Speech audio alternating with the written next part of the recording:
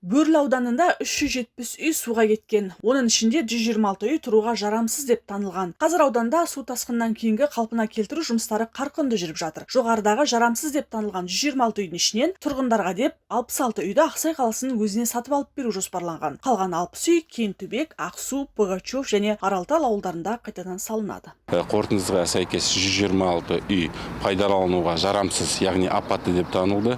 126 үйдің иелері 60-ы жаңадан типтік бекітілген жобаға сәйкес жаңадан тұрғын үй салу үшін өтініш жазды. 66-сы керісінше өздерінің зардап шеккен мүлкінің шаршы метріне байланысты басқа тұрғын үй сатып аламыз деп өтініш білдірді. Сол 66 басқа тұрғын үй сатып аламыз деген жерлестеріміздің 47 осы күнге дейін тәуелсіз бағалаушылардың қорытындысын алып келіп, жалпы 979 миллион теңгеге қазір комиссия отырысы шешім шығарды. Яғни осы 1-2 күнде 47 тұлғаға жаңа пәтер сатып алынып беретін болады. Бұл Ақсу ауылы. Биылғы су тасқынында алдымен осы ауылға су келген. Ауылда 150-ге жуық үй бар. Кешегі су тасқынында соның жартысын су алып кеткен. Ауылдағы 44 үй тұруға жарамсыз деп танылған. Қазір құрылыс компаниялары үйлердің іргетасын құю жұмыстарымен айналысуда. Ақсу ауылында 23 үй салынып жатыр суға кеткендерге. Біздерде қазіргі уақытта 23 үйдің бәрі демонтажы жасалып, уже монтажға көшілді. 10 үйдің уже блогы дайын тұр, блоктарын қойдық. 20 үйдің астыңғы подушкалары құйылды.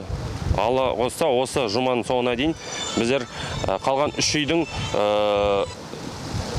подушкаларын құйып бітіреміз. Жалпы Бөрлі ауданы бойынша 244 үйге жөндеу жұмыстары жүргізіледі. Аудан бойынша 437 адам бір ретті көмекті алуға өтініш білдірген. Бүгінде олардың бәрі дерлік көмекті алды деп атап өтті аудан әкімі. Село Пугачево тоже пострадало. Мы были в числе одним из первых, принявших удар. В результате принятых действий, принимаемых мер, сейчас ситуация уже выправляется. Самое главное, первое, хотел сказать, что все живы, здоровы, человеческих жертв нет. Но дома у нас потопило, 46 домов вода зашла. Из этих 46 домов 23 по результатам тех обследований признаны аварийными.